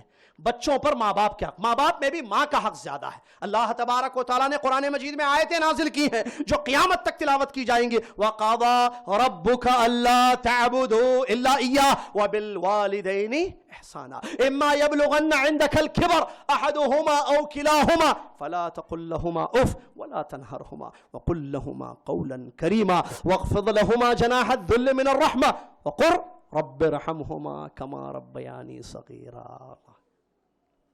کیا آیتیں ہیں اللہ. سائنس میں نہیں، میتھمیٹکس میں. یہ آیتیں میتھمیٹکس میں ہیں، میں بھی پڑھا maths, science, biology, chemistry, physics, computer science. No, nothing. کہاں ہیں یہ آیتیں؟ قرآن مجید میں. تو قرآن تو پڑھا بچہ، پورا پڑھا، سمجھا نہیں. الف زبر ا، الف زیر ای، الف پیش او پڑھ لیا. قضا پڑھا، قضا کا معنی نہیں معلوم ہے. وبالوالدین احسانا پڑھا، عربی گرامر نہیں آتی ہے. ارے انگلش بولتا ہے نا بچہ، پھر وہ تو انگلش سیکھا. اچھا سیکھا، مادری زبان ہندی، راشٹریہ بھاشا، تو پھر اس کو کیسے آئی انگلش؟ سیکھا بھائی. انگلش میں کتابیں میں لکھا ہے، لیکچرز دیتا ہے انگریزوں کو، ہاں انگلش. لیکن اس نے جو ہے عربی لینگویج نہیں سیکھی، اسی لیے وبالوالدین احسانا پڑھ لیا. حافظ صاحب آئے، پورا قرآن پڑھا کے چلے گئے، یہ آیتیں بھی پڑھے، پھر بھی بدتمیز، پھر بھی بے ادب. ماں باپ کا حق اس کو نہیں معلوم. کیوں؟ پڑھ کے چلا گیا لیکن سمجھا نہیں. وہی جیسے کوئی کہتا ہے دروازہ کھلا ہے اندر آ جاؤ، سکھا دیا اس کو. طوطا، دروازہ کھلا ہے اندر آ جاؤ، دروازہ کھلا ہے اندر آ جاؤ. جیسے نوک ہوتا ہے دروازہ کھلا ہے اندر آ جاؤ. سمجھا نہیں. سمجھتا تو ماں باپ کا حق ضرور ادا کرتا. کبھی بدتمیزی نہیں کرتا، کبھی اونچے الفاظ میں بات اپنے ماں باپ سے نہیں کرتا، کبھی ماں باپ کو ڈانٹتا پھٹکارتا نہیں. اگر اس آیت کو سمجھتا، پڑھتا، غور کرتا، اللہ تبارک و تعالیٰ کے حکم کو سمجھتا. کیا فرمایا اللہ تبارک و تعالیٰ نے؟ وَقَضَىٰ رَبُّكَ أَلَّا تَعْبُدُوا إِلَّا إِيَّاهُ وَبِالْوَالِدَيْنِ إِحْسَانًا. تمہارے رب کا یہ فیصلہ ہے، تمہارے رب کا یہ حکم ہے کہ عبادتیں صرف اسی کی کرو، اس کے ساتھ کسی اور کی عبادت نہ کرو. مطلب یہ اس کا حق ہے. وَبِالْوَالِدَيْنِ إِحْسَانًا، اور ماں باپ کے ساتھ حسن سلوک کرو. آگے اگر تمہارے ماں باپ میں سے دونوں یا ایک بوڑھے ہو جائیں، میں صرف ترجمہ بتا رہا ہوں، تفصیل نہیں. وَقَضَىٰ رَبُّكَ وَبِالْوَالِدَيْنِ إِحْسَانًا إِمَّا يَبْلُغَنَّ عِندَكَ الْكِبَرَ أَحَدُهُمَا أَوْ كِلَاهُمَا. اگر ایک بوڑھے ہو جائیں یا دونوں بوڑھے ہو جائیں، مطلب ایک ہیں ایک چلے گئے، وفات ہو گئی، تو کیا کرنا؟ فَلَا تَقُل لَّهُمَا أُفٍّ. ان لوگوں کو اف مت کہنا. اف جو کراہیت کے لیے ایک چھپ سے چھوٹا لفظ ہے جو استعمال کیا جاتا ہے. وَلَا تَنْهَرْهُمَا. قرآن کی آیتیں ہیں جو قیامت تک تلاوت کی جائیں گی. رمضان میں تراویح میں بھی امام صاحب پڑھیں گے یہ آیتیں. پڑھے تو بھی تراویح ہوتی، نہیں پڑھے تو بھی تراویح ہوتی. وہ بھی ایک مسئلہ کہ پورا قرآن تراویح کی نماز میں پڑھنا ضروری ہے، نہیں اچھا ہے. اگر نہیں 15 پارے پورے مہینے میں پڑھ لیے تو بھی تراویح ہوتی صاحب. اور ایسے کیسے شروع سے بولتے رہنا، بول بول کے تھک گئے، تھکیں گے بول بول کے. علم حاصل کرو، علم حاصل کرو، علم حاصل کرو، اللہ کے دین کو سمجھو سمجھو سمجھو. نہیں سمجھ رہے. ارے پورا پارا نہیں پڑھے، دیکھ کے نہیں پڑھنا، دیکھ کے پڑھنا مسئلہ ہے. دین کا فقہ سمجھ نہیں ہے، علم نہیں ہے، نالج نہیں ہے. دنیا معلوم ہے کون سی گاڑی خریدنا، زمین کہاں خریدنا، موبائل کون سا یوز کرنا، کیا کیا لیٹسٹ ماڈل آ رہے ہیں، سب معلوم. نہیں معلوم تو دین نہیں معلوم، حقوق العباد نہیں معلوم. آئیے آیت پر اللہ تبارک و تعالیٰ ارشاد فرمائے. ایسے چھٹکے دینا ضروری ہے کیونکہ یہ ہے مسئلے سب لے، اسی لیے جو ہے بولنا پڑتا ہے تاکہ سدھریں، ہم اپنی اصلاح کریں، اپنے آپ کو ٹھیک کریں. کیونکہ رمضان بھی آ رہا ہے جو سدھارنے کا موقع، ایک ایمانی جذبہ لے کر رمضان کا استقبال کیا جاتا ہے جو ان قریب انشاءاللہ آنے والا ہے. محترم سامعین، تو میں کہہ رہا تھا نبی علیہ الصلوۃ والسلام نے قرآن کی آیت میں اللہ تبارک و تعالیٰ نے ماں باپ کے بارے میں یہ بات بیان فرمائی ہے کہ ان کے ساتھ ولا تنہرہما، بوڑھے ہو جائیں تو ڈانٹنا مت ان کو، ان کی کسی بات پر پھٹکارنا ڈانٹنا. چپ بیٹھو جی، تمہارا کیا معلوم، جملے خاموش بیٹھو، جب دیکھو بولتے رہتے، ان کو جو ہے خاموش بٹھاؤ ذرا. اس قسم یہ پھٹکارنا ڈانٹ کے اس قسم کے جملے مت کرو. وَقُلْ لَهُمَا قَوْلًا كَرِيمًا، ادب اور احترام سے ان سے بات کرنا. اللہ نے فرمایا ماں باپ کے حقوق میں ہے کیا ہے؟ ادب و احترام سے ان سے بات کرنا. اور وَاخْفِضْ لَهُمَا جَنَاحَ الذُّلِّ مِنَ الرَّحْمَةِ، رحمت کا بازو ہمیشہ ان کے لیے بچھا کے رکھنا، اور ہمیشہ دعا کرتے رہنا رب ارحمہما کما ربیانی صغیرا، اے میرے رب میرے ماں باپ پر رحم فرما جیسے انہوں نے بچپن میں جب چھوٹا سا بچہ تھا انہوں نے مجھ پر رحم کیا تھا. یہ قرآن کی آیت کا ترجمہ میں نے آپ کے سامنے پیش کیا ہے جس میں اللہ تبارک و تعالیٰ نے ماں باپ کے ساتھ گفتگو اور ان کے ساتھ معاملہ کیسے کیا جائے اس حدیث میں نبی علیہ الصلوۃ والسلام نے، اس آیت میں اللہ تبارک و تعالیٰ نے بیان فرمایا. حدیثیں اگر ہم پڑھیں تو ماں کا حق سب سے زیادہ ہے، اس کے بعد والد کا حق ہے. اللہ اکبر.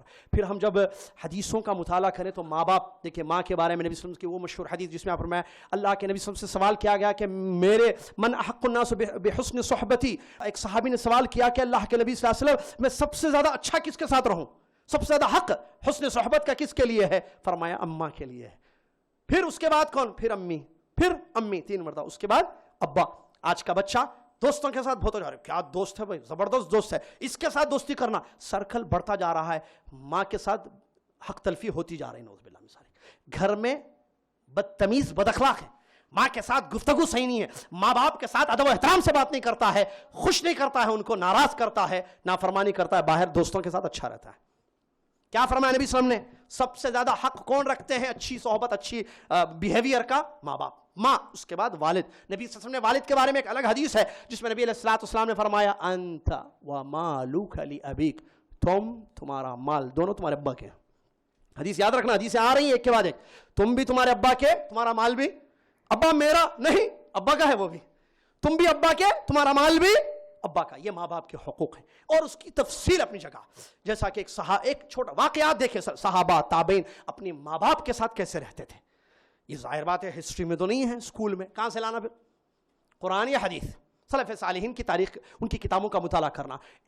کسی سلف ایک واقعہ میں آپ کے بیان کر دوں جو ماں باپ کی خدمت کے سلسلے میں بڑے مشہور تھے. ایک تابعی، ان کے بارے میں پوچھا گیا بھائی کیا بات ہے، آپ تو مشہور ہیں کہ ماں باپ کی بڑی خدمت کرتے ہیں، بڑا احترام کرتے ہیں، لیکن کھانا ہم سنے ہیں کہ آپ والدہ کے ساتھ کھانا نہیں کھاتے، امی کے ساتھ ایک برتن میں کھانا نہیں کھاتے.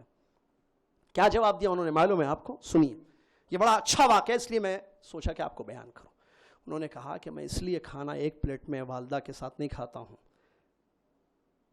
مجھے ڈر ہے اس بات کا کہ میری والدہ کی نظر جس ٹکڑے پر پڑے کہیں میرا ہاتھ اس ٹکڑے کی طرف نہ چلے جائے پہلے.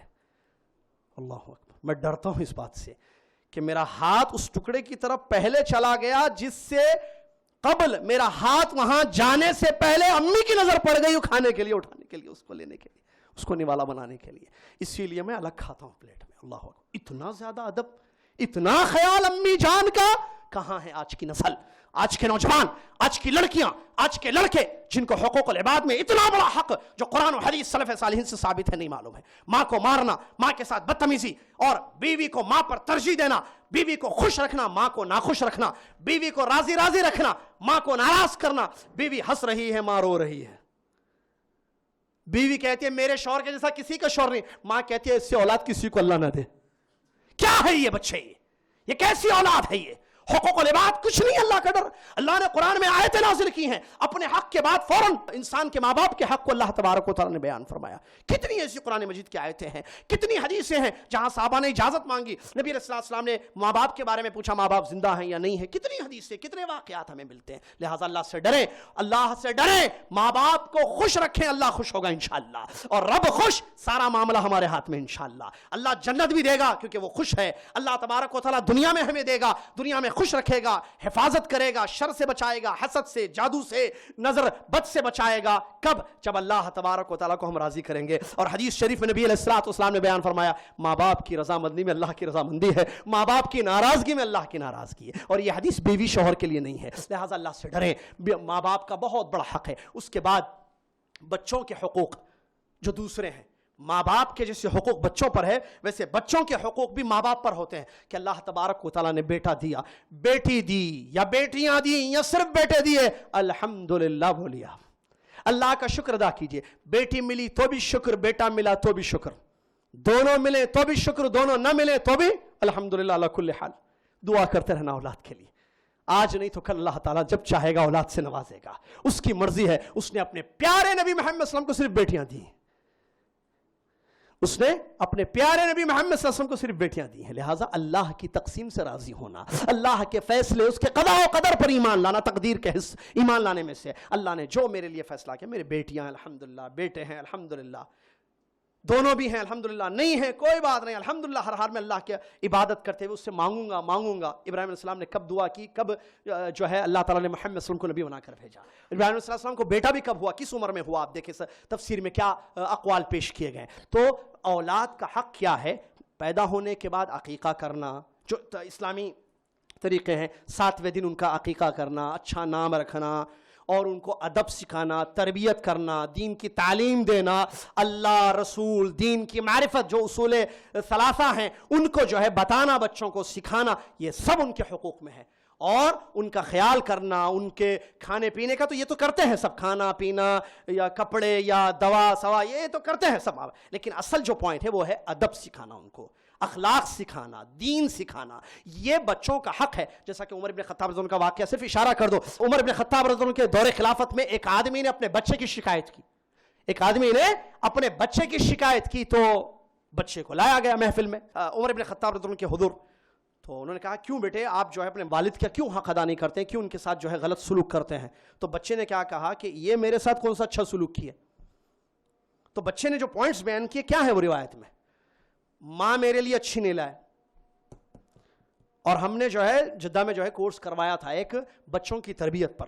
بچوں کی تربیت کہاں سے شروع ہوتی ہے, عام طور پر ذہن ہے 5th 6th ایئر سے, غلط, شادی سے پہلے. اس کے لیے جو اماں ڈھونڈ کے لا رہے آپ, وہاں سے سٹارٹ ہوتی ہے تربیت. کیسی اماں لا رہے, صرف گوری, دین سے ناواقف, یا دیندار چاہیے بیوی.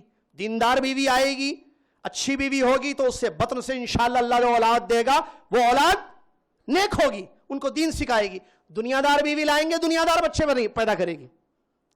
سمجھ, فلمیں دیکھنے والی آئے گی, بچوں کو بھی بولے گی چلو بیٹے لگاؤ نیا کون سا ہے ڈالو. نماز پڑھنے والی کو لائیں گے, نماز پڑھنے والا. نئے سیریلز دیکھنے والی بیوی آئے گی, سیریلز دکھائے گی بچوں کو, چلو بیٹے وہ بچے بھی سنگے, یہ فائنل چینل پہ یہ آتا ہے, اس پہ سونی پہ, یہ زی پہ, یہ اس پہ, جیسی ماں بچے کی. تو تربیت وہاں سے سٹارٹ ہوتی ہے. تو اس نے شکایت کی تھی, اے خلیفہ, اے امیر المومنین عمر بن خطاب, میرے ابا سے پوچھو میرے لیے اماں کیسی لے کر آئیے پہلے. ایک دوسرا, نام غلط رکھے, میرا نام اچھا رکھنا تھا. تیسرا, ادب نہیں سکھایا مجھے بچپن میں. تینوں غلطیاں. ماں صحیح نہیں لائے, جو بچوں کے حقوق میں, ماں اچھی لائی آپ. 4 چیزوں دیکھ کے شادی کی جاتی ہے, یاد ہے نا وہ واقعہ, وہ حدیث اور وہ لیکچر جو یہاں ہوا تھا اس سے پہلے. دوسری چیز, بچے کا نام اچھا رکھنا ہے. الٹا پلٹا نام, غلط مانا ہے, شرکیہ نام یا غلط نام رکھا گیا ہے جو کہ بچوں کے حقوق کے خلاف ہے. یہ ان کا حق یہ ہے کہ ان کا نام اچھا رکھیے. آپ لوگ انٹرنیٹ میں تلاش کرتے رہتے ہیں نام, آپ نام جو ہے علماء سے پوچھیں, سلف صالحین کے اچھے صحابہ صاحب. نہیں مریم بہت ہے ہمارے گھر میں, تو فاطمہ بہت ہے ہمارے گھر میں, عائشہ بہت ہے, تو ارے عائشہ ان کی عائشہ, آپ کی عائشہ ہے, یہ فاطمہ ان کی فاطمہ یا آپ کی فاطمہ ہے. نہیں, نیا نام چاہیے, کوئی نیو نیم. نیو نیم میں 4 دن, 1 ہفتہ, 10 دن چلے گئے. وہ 10 دن میں اللہ کی عبادت بھی ہو سکتی تھی, ذکر خیر بھی ہو سکتا تھا, کچھ بھی نہیں, خالی دونوں مل کے پھر رہے. اماں بھی ادھر دیکھ رہی, بابا بھی ادھر آفس میں بیٹھ کے دیکھ رہے جا رہے. نیو نیم چاہیے, ڈفرنٹ نیم. خاندان میں کس کا بھی نہیں رہنا نام, کیا ہے بھائی خاندان میں, سمجھ رہے, یہ حق نہیں. اچھا نام رکھ دیجیے, ختم. ایک آدمی ہے عبداللہ، اس کی بیٹی فاطمہ ہے، اس کا بھائی عبداللہ ہے، اس کی بیٹی فاطمہ عبد الرحمن کی بیٹی، فاطمہ عبداللہ کی بیٹی، کوئی مسئلہ ہے؟ نہیں فاطمہ پرانا نام، مریم پرانا نام. یہ دیکھیں جملے جو بولے جاتے ہیں، مریم پرانا نام ہے، بڈھیوں کے نام رہتے تھے، نئے لیٹسٹ نام، مریم، فاطمہ، عائشہ، خدیجہ پرانے نام ہیں، نئے لیٹسٹ چاہیے. چھوٹے چھوٹے پیارے پیارے دم نہ ٹانگ ناموں کی معنی مفہوم نہیں، عربی میں نہیں ملتا ہے. کسی کا کچھ معنی، کسی کا کچھ معنی ہے، سمجھ میں ہی نہیں آتا کیا معنی ہے. سمجھ میں آ رہا؟ بعض تو عجمی نام ہے، بعض عربی نام ہے، لیکن اس کے معنی صحیح نہیں ہے. یاسین کسی کا نام رکھ دیا، کسی کا نام وہ رکھ دیا، یا قرآن کھول کر جو ہے بعض لوگ ہاتھ جہاں پڑ گیا، جیسے جب ملیشیا میں کسی نے اپنی بیٹی کا نام جہنم رکھ دیا، کسی نے جنت رکھ دیا، کیونکہ انگلی پڑی وہاں. انگلی فرعون پر بھی پڑ سکتی ہے، انگلی ابو لہب پر، تبت یدا ابی لہب پر بھی پڑ سکتی ہے. یہ دین ہے، یہ اخلاق ہے، یہ علم ہے، یہ قرآن سے مذاق ہے نعوذ باللہ من ذالک کہ آپ قرآن کھولو اور ہاتھ انگلی جہاں آپ کی پڑے وہاں آپ اپنے بچے کا نام رکھ دو. یہ بچے کا حق نہیں ہے، بچے کا حق اچھا نام رکھیے. جیسا کہ نبی علیہ السلام کے سامنے ایسے نام پیش کیے گئے جن ناموں کا معنی اور مفہوم غلط تھا، تو نبی علیہ السلام نے ان ناموں کو چینج کر دیا. اچھے نام رکھنا جو بچوں کا، اسی طریقے سے ادب اور اخلاق ان بچوں کو سکھانا، یہ بھی بچوں کے حقوق میں شامل ہے. لہٰذا بچوں کا حق ماں باپ کی ذمہ داری ہے اگر وہ ظلم کرتے ہیں بچوں کو. اور اسی سلسلے میں بچوں کے حقوق میں یہ بھی ہے کہ آپ انصاف سے کام کیجئے. گفٹ ایک کو دے رہے ہیں، سب کو دیجئے آپ. اور وراثت کا جہاں تک معاملہ ہے، آپ کے مرنے کے بعد اللہ تعالیٰ نے جو قرآن میں تقسیم کیے ویسے وہ بانٹ لیں گے. لڑکی کو ایک، لڑکے کو دو، للذکر مثل حظ. لیکن زندگی میں اگر گفٹ کرنا ہے، کوئی چیز دینا چاہتے ہیں تو برابر دینا پڑے گا. جیسا کہ نعمان ابن بشیر رضی اللہ عنہ کی وہ مشہور حدیث، نبی علیہ السلام کے سامنے گئے اور کہا کہ میرے اپنے ایک بچے کو، میرے کئی بچے ہیں، ایک بیٹے کو میں نے جو ہے صدقے میں غلام دیا ہے. تو نبی علیہ السلام نے ہدیۃً غلام دیا ہے. تو نبی علیہ السلام نے ان سے سوال کیا تھا کہ کیا سارے بچوں کو آپ نے ایسے دیا ہے گفٹ؟ کہا نہیں، ایک کو دیا میں خالی. کہا کہ یہ ظلم ہے، میں اس پر گواہ نہیں بن سکتا. نبی صلی اللہ علیہ وسلم نے فرمایا لہٰذا گفٹ کرنا ہو تو سب برابر نہیں. بڑا بیٹا میرا بیٹا، چھوٹی بیٹی میری، ظلم ہے یہ. بڑے بیٹے کو قریب کر رہے ہیں، چھوٹے بیٹے کو دور کر رہے ہیں. بیٹیوں کو والد صاحب قریب کر رہے ہیں، اماں بیٹوں کے قریب ہو رہی. یہ عجیب نہیں، ایسا ہوتا. بڑا بیٹا ہے نا، اس کو زیادہ چاہنا، چھوٹے بیٹے کو کم چاہنا. بڑے بیٹے کو زیادہ پیسے دینا، چھوٹے بیٹے کو کم پیسے دینا. یا بیٹی کو زیادہ ہدیہ دینا، بیٹے کو کم دے دینا. یا بیٹی کی شادی میں جو ہے خوب دے دیے جو کہ نہیں دینا تھا. اب بعد میں جو ہے وراثت کا مسئلہ آ رہا ہے تو اماں بول رہے نہیں، آپ کے ابا بیٹے شادی میں کتنا کرے خرچہ، اب کہاں سے وراثت مانگنے آئی ہو تم، جاؤ اپنے شوہر کے ساتھ زندگی گزارو. یہ سب ظلم ہے نعوذ باللہ من ذالک، جس کی اپنی جگہ تفصیل ہے. وقت اس کی اجازت نہیں دیتا کہ میں ان ساری تفاصیل کو آپ کی خدمت میں پیش کروں. کہنے کا میرا مقصد یہ ہے، اللہ سے ڈرے. حقوق العباد کے سلسلے میں بچوں کے حقوق ماں باپ پر بہت زیادہ ہیں جو کتاب و سنت سے ثابت ہیں. اللہ سے ڈرتے ہوئے ان حقوق کو ادا کرنا چاہیے. اسی طریقے سے اس کے بعد تیسرا ایک معاملہ آتا ہے، وہ ہے رشتہ داریاں. اللہ اکبر. نبی علیہ السلام نے ارشاد فرمایا، بلکہ اس سے پہلے قرآن کی آیت اللہ تبارک و تعالیٰ نے فرمایا وَآتِي ذَا الْقُرْبَى حَقَّهُ، رشتہ داروں کے حق کو ادا کرو.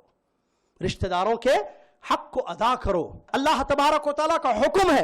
اور حدیثوں میں نبی علیہ السلام نے اس کی تفصیل کو بیان فرمایا ہے. رشتہ داریاں تفصیل ہے اس میں. کیسے؟ ایک ہوتی ہے امی کی طرف سے، ایک ہوتی ہے ابا کی طرف سے. امی کی طرف سے معلوم ہے، تفصیل نہیں ہے، خالائیں، مامواں، یہ خلیرے بھائیاں، ممیرے بھائیاں وغیرہ، بہنا وغیرہ. ادھر ابا کی طرف سے رشتہ، اور وہ نانا بھی، نانا نانی. ادھر ابا کی طرف سے کیا رشتہ داریاں ہوتی ہیں؟ تایا چاچا، تائرے بھائیاں، چھچیرے بھائیاں. اور کیا ہوتی ہے جس کو کزنز بول کے ورڈ استعمال کیا جاتا ہے، سب کزن کہتے ہیں. کزن کے ساتھ گھوم رہا پھر رہا، اس سے شادی جائز ہے، حالانکہ یہ الگ مسئلہ ہے. کزن ہے، کون ہے؟ کزن بردر، کزن سسٹر، تو حرام ہے وہ اختلاط دونوں کا. کزن ہے لیکن جائز نہیں ہے نا بھائی، شادی جائز ہے. مسئلہ سمجھو، اللہ سے ڈرو. کزن پورے ہوتا کام، پھر شیطان آ جاتا، کزن چلو چلتا، کزن دوسرا. اور اس کو کوئی نہ، چچا کا بچہ ہمارا، آؤ بیٹے، آؤ گھر میں آؤ، بیٹھو بیٹی کے ساتھ بیٹھو، اٹھو جاؤ ذرا دیکھو، گھما کے لاؤ. اکیلے دونوں بیٹھے ہوئے ہیں، کزنس بردرس سسٹرز بیٹھے ہوئے، کزن بردرس کزن سسٹرز بیٹھے. ایک خلیرا بھائی خلیری بہن کے ساتھ بیٹھا. تیسرا کون ہے بیچ میں؟ شیطان کام کرتا نہیں کرتا، جنت میں لے جاتا. دونوں اللہ کا ذکر کرو، بیٹھو، دیکھو، اللہ سے ڈرو. نہیں بولتا جی استغفر اللہ ذالک. مسئلہ بہت اللہ تعالیٰ بتائے، بس محفوظ رکھے اس چیز سے. اسی طریقے سے رشتہ داریاں اور کیا ہیں؟ دادا، والد کی طرف سے آتے ہیں دادا دادی، یہ سب رشتہ داریاں. اس کے پھر قریب بھی ہیں، پھر جیسے ابا کے خلیرے بھائیاں، امی کے خلیرے، ہے نا، اس کو کہتے ہیں ذل قربہ، ذوی القربہ. ان کے آپس میں بڑی مسئلے ہیں. کیا مطلب مسئلے؟ ان کا حق ہے ملنا، دیکھنا، ملاقات کرنا، اچھے برے میں ان کا ساتھ دینا. یہاں ایک حدیث میں لے کر آیا ہوں آپ کے لیے، سب کے لیے. بلکہ عام طور پر رشتہ داروں کے سلسلے میں کیا ہوتا، وہ لوگ نہیں پوچھتے، ہم بھی نہیں پوچھتے. رشتہ داروں میں کیا ہوتا، رشتہ داریاں ہر ایک کی رشتہ داریاں ہیں نا، سب کی. قطع تعلق جو ہے، قطع کلام، قطع تعلق بہت ہے، تعلقات ختم کر دیتے ہیں. کیوں؟ انہوں نے ہم سے تعلق ختم کر دیا. ہم نے ان کی بیٹی کی شادی ہوئی تھی، ہمارے خلیری بہن کی شادی ہوئی تھی، خالہ خالو جو ہے ہمارے گھر والوں کو نہ رخصہ دیے نہ بلائے، ختم. اب ہمارے گھر میں جو بھی فنکشن ہوگا ہم ان کو نہیں بلائیں گے. یا کوئی اور چیز ہوئی، کوئی خوشی کا موقع ہوا، انہوں نے ہمیں نہیں بلایا، ہم ان کو نہیں بلائیں گے. عام طور پر ایک بات ذہن میں رکھیے، رشتہ داروں میں کیا ہے، گیو اینڈ ٹیک کا مسئلہ ہوتا ہے. انگلش میں کیا مطلب؟ گیو از، ٹیک فرام از. آپ آؤ ہم بھی آتے ہیں، آپ فون کریں نہیں کریں ہم بھی نہیں کرتے. سنیے غور سے سنیے، حدیث لایا میں، سنیے حدیث. یہ میں پہلے حدیث بتانے سے پہلے میں آپ کو بتا رہا ہوں. عام طور پر یہ رشتہ، بھائی آپ کے ماموں ہیں کہ ماموں نہیں بات کرتے ہم سے، ہم بھی نہیں کرتے ان سے. امی بولے نہیں جانا، ختم، ماموں سے رشتہ ختم بول دیا امی، کیونکہ انہوں نے نہیں بلائے، اس وقت ہم بھی نہیں بلاتے. انہوں رمضان عید میں رمضان کی مبارکبادی بھی نہیں دی ہے، رمضان عید ملنے نہیں آئے، ہم بھی ملنے نہیں جاتے. تو گیو اینڈ ٹیک ہے عام طور پر. ننند، یہ رشتہ داریاں اور بھی ہے، بھاوج، ننند ہے نا، بھابھی ننند کو نہیں پوچھتی، ننند بھابھی، یہ پوچھنا ایک ورڈ ہے استعمال کیا جاتا ہے، معلوم ہے نا. وہ لگا ہمارے کو بھابھی میرے کو نہیں پوچھتے، میں ان کو نہیں پوچھتی ہوں، ننند بول رہی. چھوٹا بھائی بڑے بھائی ہمارے کو نہیں پوچھتے، ہم ان کو نہیں پوچھتے. بھابھی ہمارے کو نہیں پوچھتے، بھابھی دیور کو نہیں پوچھتی، دیور بھابھی کو نہیں پوچھ رہا ہے. یہ جو مسئلہ ہے نا، یہ بڑا خطرناک مسئلہ ہے. اللہ محفوظ رکھے اس سے، اللہ محفوظ رکھے اس سے، اللہ تعالیٰ محفوظ رکھے اس سے. تو اس سلسلے میں بڑی جامع حدیث ہے، ٹھیک ہے، اور وقت ہو گیا عشاء کا. تو یہ ایک حدیث ہے جو رشتہ داروں کے سلسلے میں ہے. اور رشتہ داروں کے علاوہ حقوق العباد میں پڑوسیوں کے حقوق، علماء اور بادشاہوں کے حقوق، یہ باقی ہیں سب. تو پھر کیا کریں گے انشاءاللہ، اللہ تعالیٰ جو چاہتا ہے. سیکنڈ پارٹ اس کا کیا خیال ہے بھائی؟ انشاءاللہ ہے نا، اجازت؟ کیونکہ مسئلہ وہی ہے، ہم نے کوشش کی کہ کریں، لیکن 1 گھنٹے بہرحال وقت کی قلت کی وجہ سے. عشاء کی نماز فرض ہے نا جی، پڑھنا ہے جا کے جماعت کے ساتھ. لہٰذا اپنی اس بات کو میں یہاں رکھتا ہوں. کہاں رکے ہم؟ رشتہ داروں کے حقوق. نہیں، ایک ٹاپک یاد رکھیں، رشتہ داروں کے حقوق. اس سلسلے میں کچھ باتیں بتانی بہت ضروری ہیں. اور اس کے بعد اور کس کے حقوق ہوتے ہیں؟ پڑوسی ہیں، بادشاہ ہیں، علماء ہیں اور عام عوام ہیں. یہ ضروری ہے، یہ سب بہت مسئلے ہیں یہاں، ہے نا. خلافت کیا خلیفہ کا حق ہے، بادشاہ کا ہے، یہ مسئلے ہیں، منہج کے بہت سارے مسئلے آتے ہیں اس میں.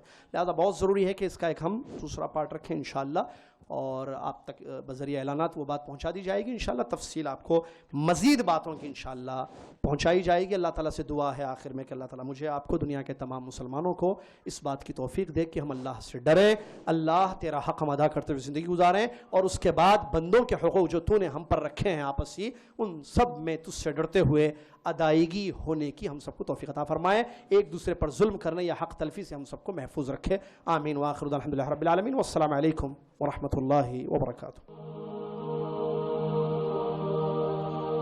الضياء على وجوه العابدين، إيمانه قد جاء يروي الظامئين. رمضان فيه مناسك مهدية، بالخير جاء مهللا بالناسكين. هل الضياء على وجوه العابدين، إيمانه قد جاء يروي الظامئين. رمضان فيه مناسك مهدية، بالخير جاء مهللا